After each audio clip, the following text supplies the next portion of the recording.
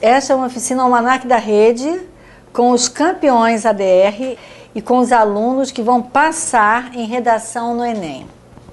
Um outro jogo importante que cai bastante e que vocês, viu, Diego? Vocês confundem muito.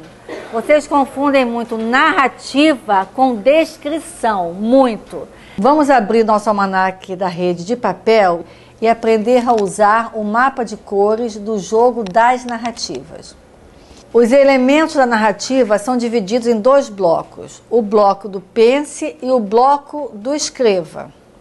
Qual é a diferença?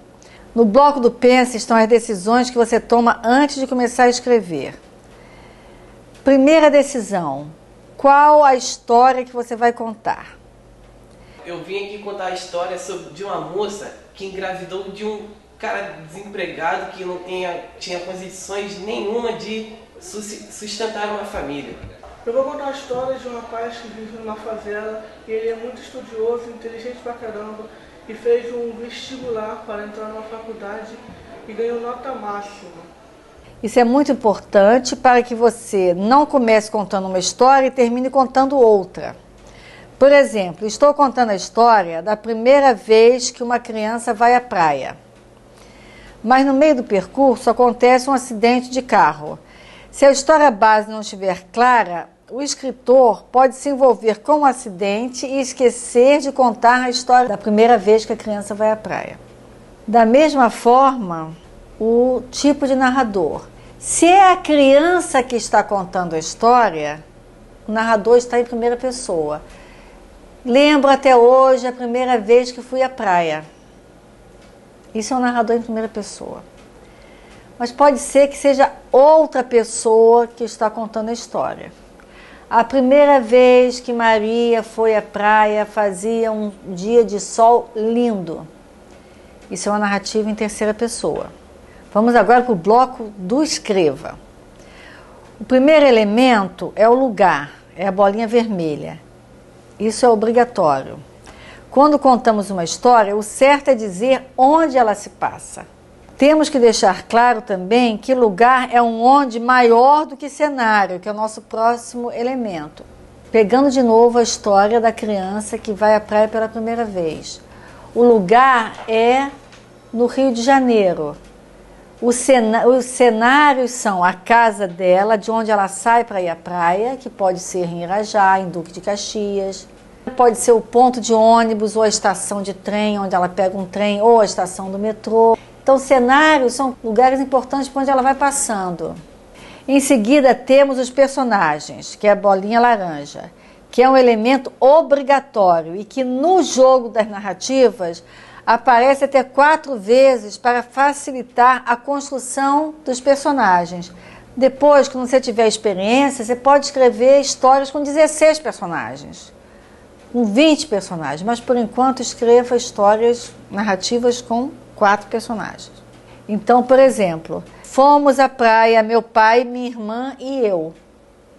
Isso é uma história, isso aí são os personagens.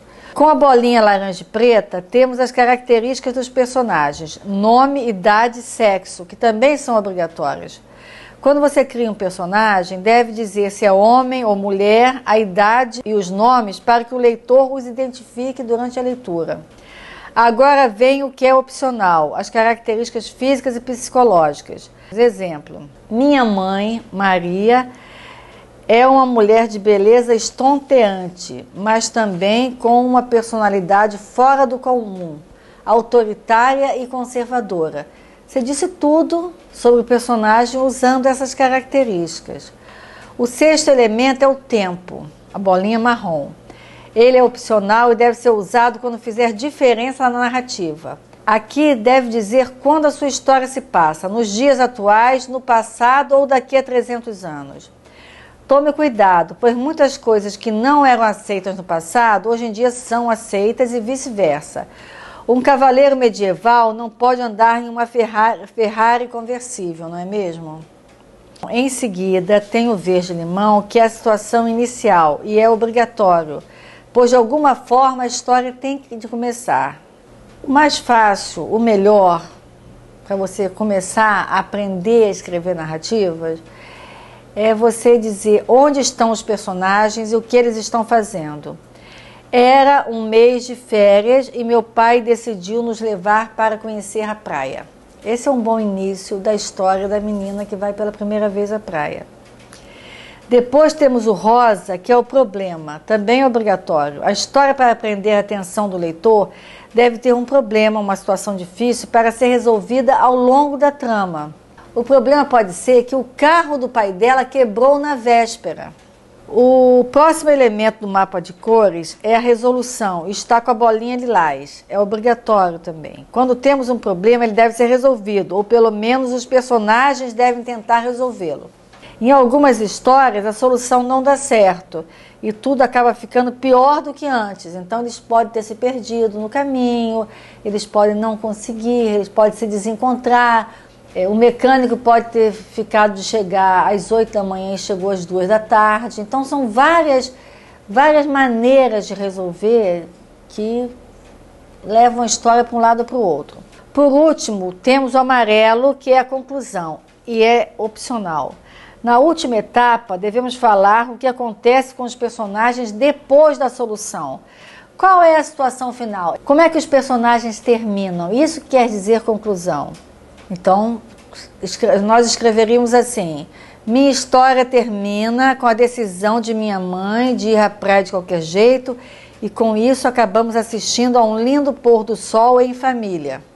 Fiquem atentos à quantidade de vezes que cada item pode aparecer no jogo. Isso serve para que você não se perca e deixe sua história mais agradável para o leitor. No Almanaque de Papel temos alguns exemplos de narrativas. Aqui aparece também a sequência de bolinhas escolhidas para cada texto. Uma forma de treinar antes de começar a escrever é ler as publicações no Almanaque da rede online e identificar nos textos dos colegas quais elementos eles esqueceram.